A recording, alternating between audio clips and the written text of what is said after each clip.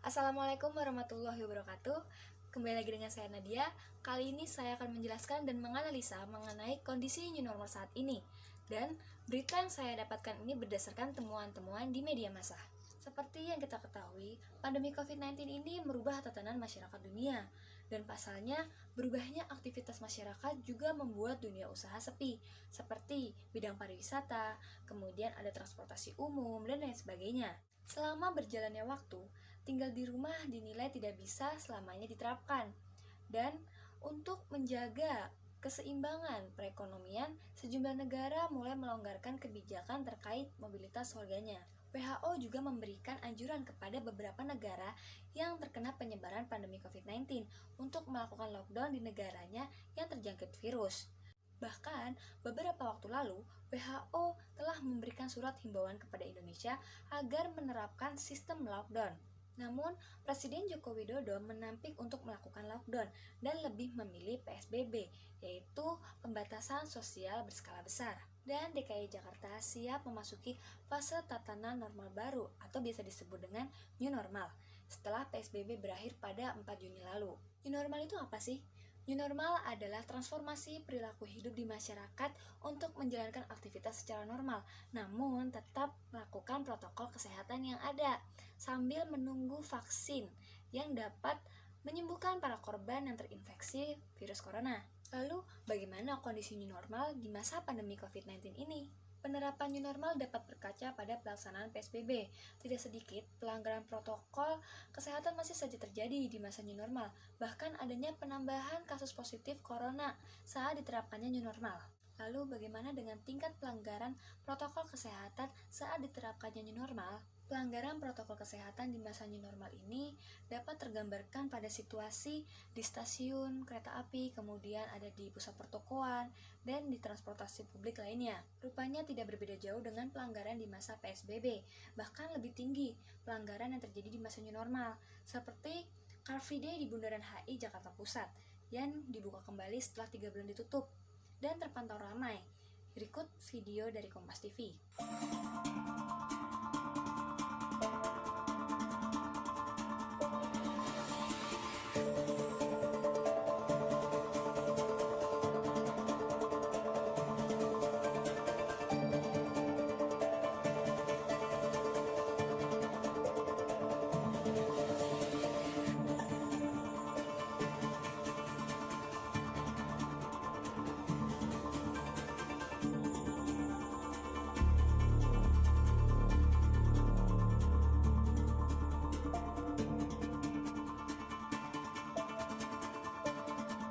Setelah kita lihat video tadi, lalu efek apa yang ditimbulkan media massa, opini publik, dan dimensi budaya bagi masyarakat?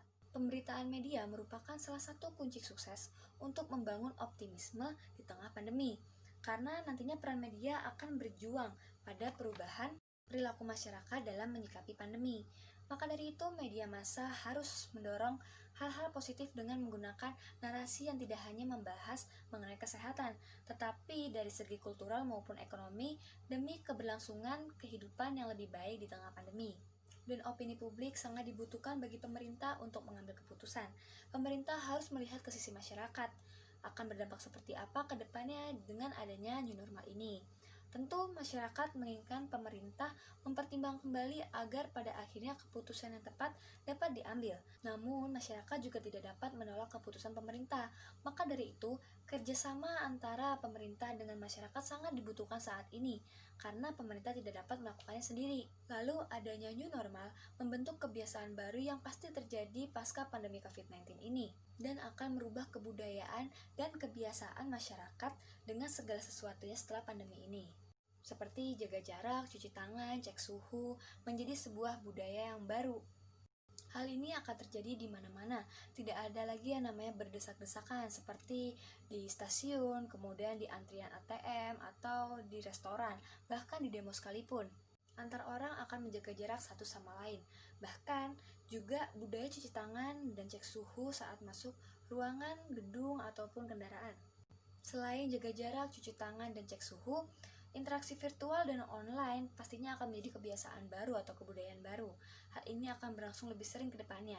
orang akan lebih memilih rapat daripada menaiki pesawat dan transportasi umum, termasuk di dalamnya pariwisata secara virtual dan lain sebagainya. Teknologi virtual pun akan berkembang lebih canggih, dan adanya teknologi drone, 3 dimensi, dan virtual reality. Termasuk di dalamnya pelatihan, perkuliahan, dan pembelajaran dimaksimalkan dengan interaksi virtual. Lalu bagaimana tanggapan masyarakat dan mahasiswa mengenai kondisi saat ini? Dan kebijakan apa yang pemerintah lakukan bersama tim gugus depan COVID-19? Tentu akibat adanya pandemi ini, masyarakat mengalami kesulitan ekonomi. Banyak masyarakat yang harus di-PHK oleh perusahaannya karena perusahaannya tidak dapat menggaji para karyawannya. Dan pedagang-pedagang di pasar juga dilarang berjualan karena ditakutkan aktivitas di pasar itu membuat masyarakat lalai dengan adanya penyebaran virus corona yang terjadi di pasar. Dan bagi mahasiswa dengan kuliah online-nya, sejatinya berdampak positif dan juga negatif. Kuliah daring yang tidak terpaut dengan ruang dan waktu membuat pembelajaran pun bisa dilakukan kapan saja, di mana saja, dan siapa saja.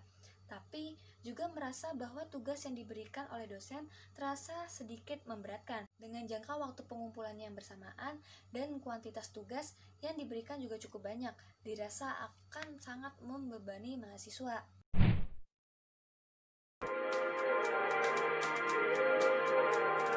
Wah, biasanya aku ketemu dosen-dosen yang insightful, bisa ngajar banyak, tapi ternyata lama-kelamaan kok malah jadi suntuk, jadi stres gitu. Bimbingan skripsi juga menjadi terhambat.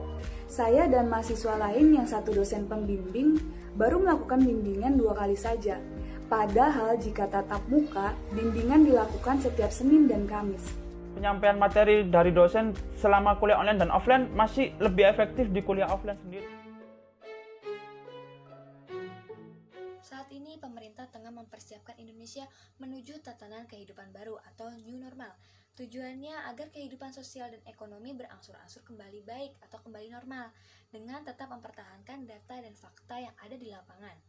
Oleh sebab itu, pemerintah berniat ingin membuka fasilitas yang sebelumnya ditutup atau dibatasi, tentunya dengan sejumlah aturan yang udah ditetapkan. Lalu Presiden Joko Widodo menunjuk Kepala Badan Nasional Penanggulangan Bencana atau PNPB, yaitu Doni Manardo sebagai Ketua Gugus Tugas Percepatan Penanganan COVID-19 untuk memberikan arahan dan strategi. Dalam arahannya, menyampaikan bagi tiap-tiap daerah diharapkan dapat menetapkan protokol yang berkaitan dengan 4 aspek, yaitu pencegahan, respon, pemulihan, dan tim pakar, serta melakukan konsultasi tentang rencana kebijakan yang akan dibuat kepada Ketua Gugus Tugas Percepatan Penanganan COVID-19.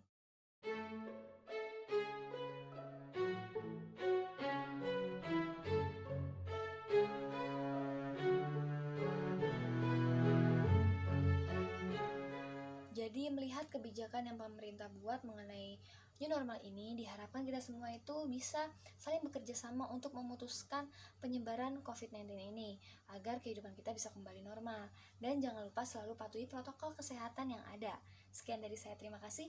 Wassalamualaikum warahmatullahi wabarakatuh.